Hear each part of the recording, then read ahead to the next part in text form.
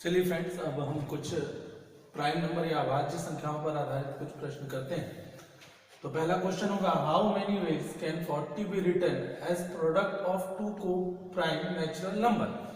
मतलब 40 को हम किन दो संख्याओं के गुणनफल में लिख सकते हैं और वे दोनों संख्याएं क्या होनी चाहिए, सह अभाज्य। को प्राइम नंबर मतलब सह अभाज्य। तो सबसे पहले हम 40 को फैक्टराइज करके देखते हैं कितने कितने तरीकों से लिख सकते हैं। तो 1 मल्टीप्लाई 40, 2 मल्टीप्लाई 20, यहां से क्रम बढ़ाते चलेंगे, 3 से होता नहीं, 4 मल्टीप्लाई बाय 10, अच्छा फिर 5 मल्टीप्लाई 8 एंड देन अगेन यहाँ पर बात करेंगे तो इसके बाद आ जाएगा 5 6 होता नहीं है, 7 नहीं होता, 8 5 जा या 8 गुना 5 40। लेकिन हम देखेंगे यहां से ये रिपीट होने लगा मतलब ये तो इसके मल्टीपल प्रोडक्ट हो नहीं सकते, जितने हैं ये होगा। अच्छा, अब हमें ये तो हमने निकाली कि दो संख्याओं के प्रोडक्ट के रूप में लिख लिया, लेकिन हमारी कंडीशन क्या है, को प्राइम होनी चाहिए। को प्राइम होना चाहिए मतलब दोनों संख्याओं में केवल एक कॉमन फैक्टर होना चाहिए। तो पहला हो गया 1 और 40, क्योंकि इसका फैक्टर सिर्फ 1 है और इसका फैक्टर 1 प्लस 100, पर कॉमन तो एक ही हुआ इसलिए यहां हो गया। अच्छा 2 के फैक्टर हो गया 1 और 2, लेकिन 20 के फैक्टर में 1 2 4, मतलब 1 और 2 कॉमन काफी कुछ है, दोनों में कॉमन है इसलिए ये नहीं होगा।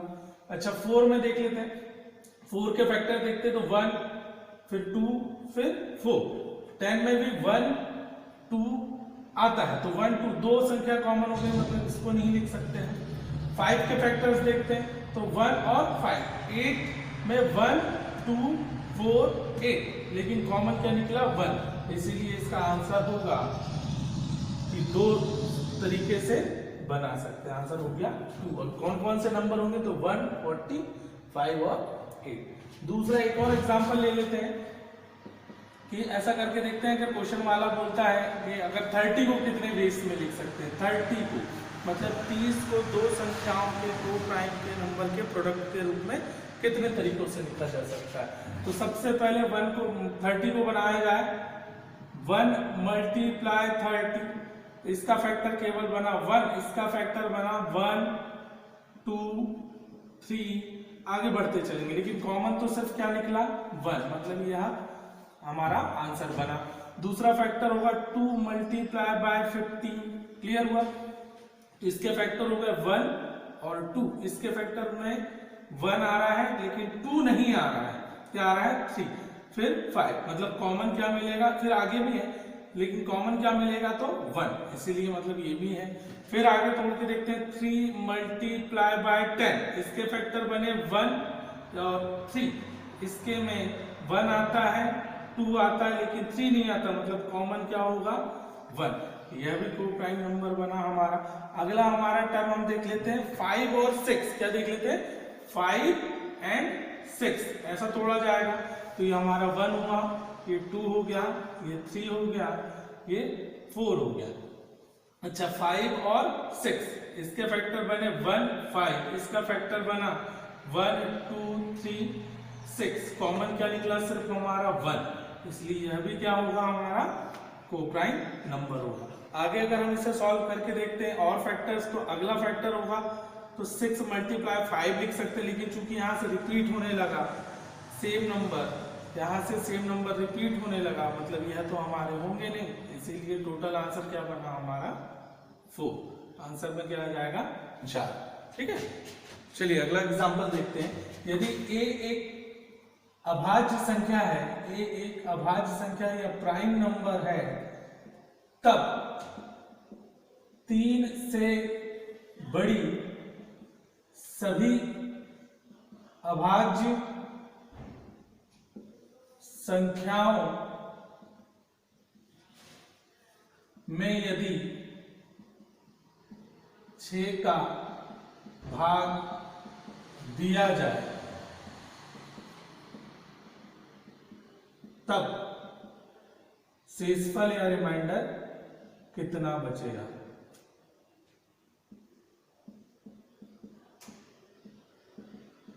मतलब हमसे क्वेश्चन कह रहा है कि 3 से बड़ी सभी अभाज्य संख्याओं को यदि 6 से विभाजित कर दिया जाए तब शेषफल कितना बचता है। तो हम सबसे पहले 3 से बड़ी अभाज्य संख्याओं के बारे में सोचते हैं।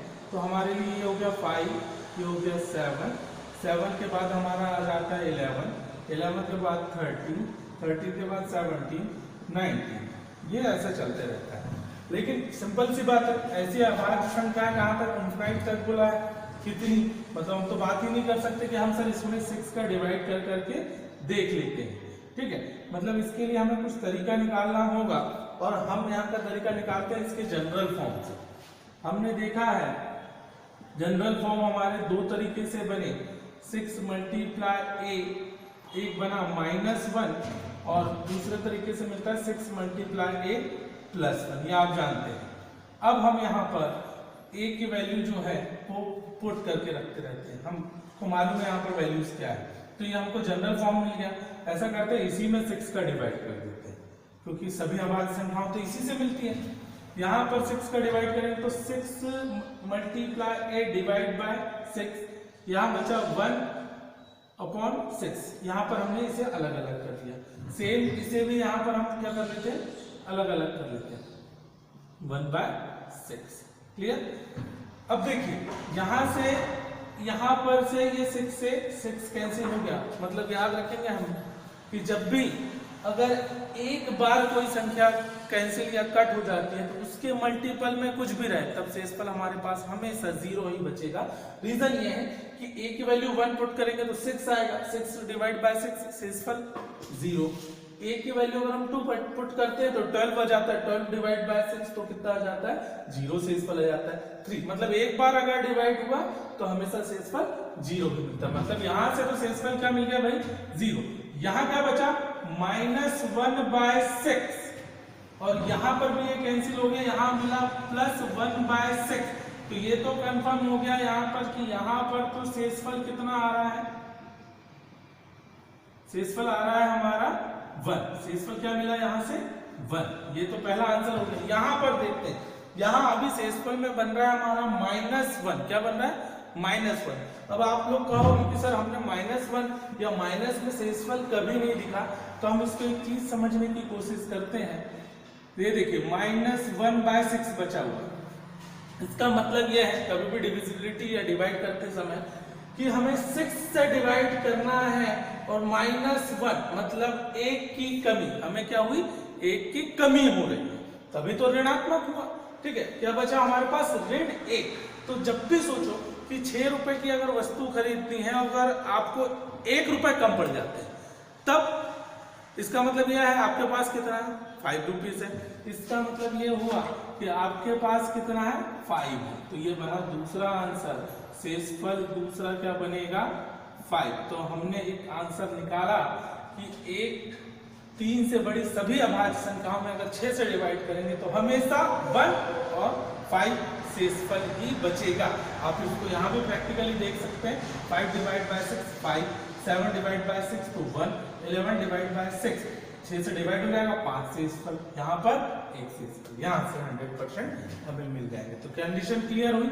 एक बार फिर से यहाँ पर हटाता हूँ मैं और आपको ये वाली कंडीशन समझाने की कोशिश करता हूँ।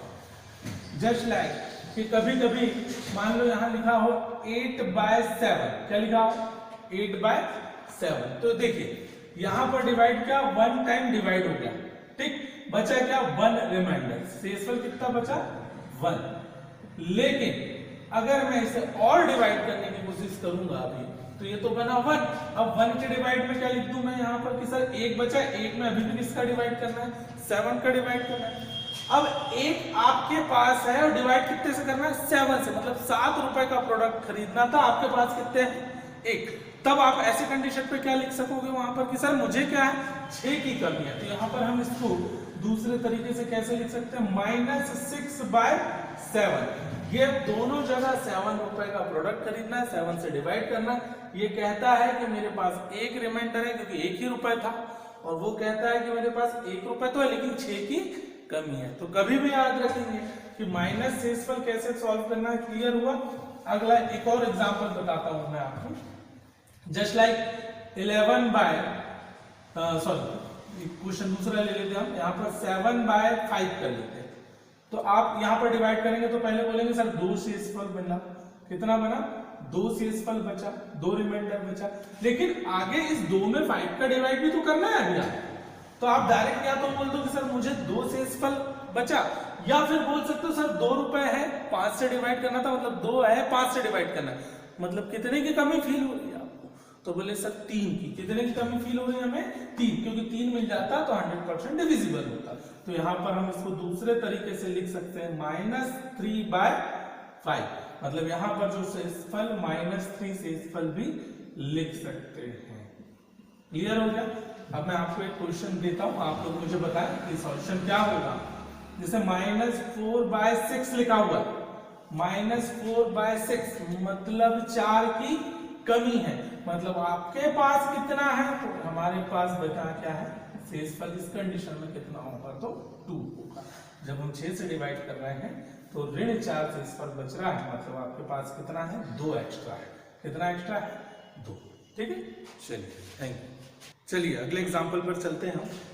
हमारा अगला एग्जाम्पल है 3 से बड़ी तथा 100 से कम सभी अभाज्य संख्याओं के वर्गों के योग में 6 का भाग दिया जाए तब कितना शेषफल बचेगा। अब सिंपल सी बात है, 3 से लेकर 100 तक की सभी अभाज्य संख्याएं जनरली हमें कौन कौन सी होती है ये निकाल पाना क्वेश्चन के समय टिपिकल होता है, और फिर उसका वर्ग करना है देन डिवाइड करना, लेंथी प्रोसेस है।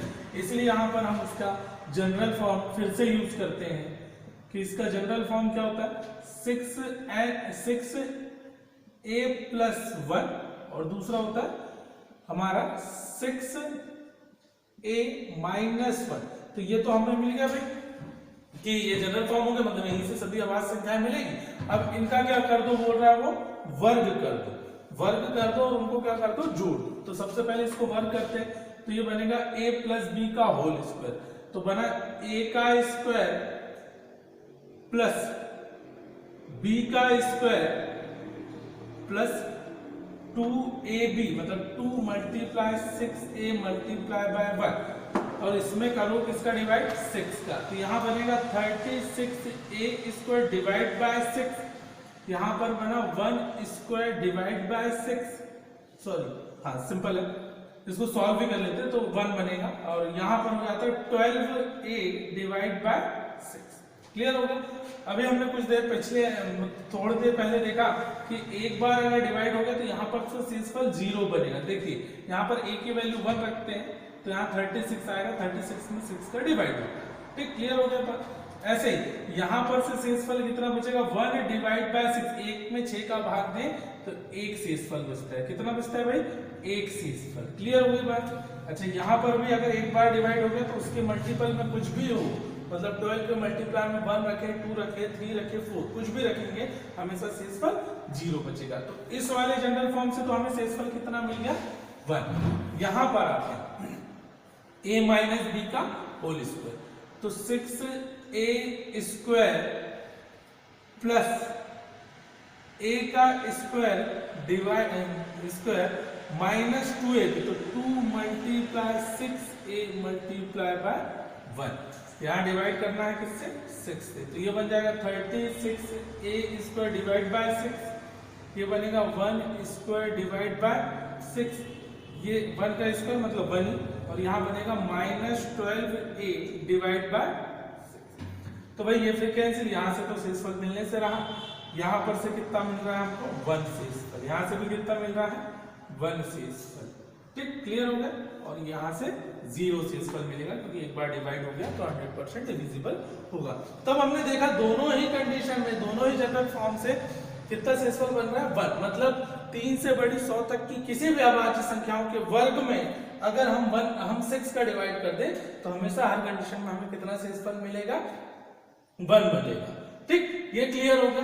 फिर आगे पर उसने कहा है कि 100 तक की संख्याओं, तो हम जानते हैं 3 से लेकर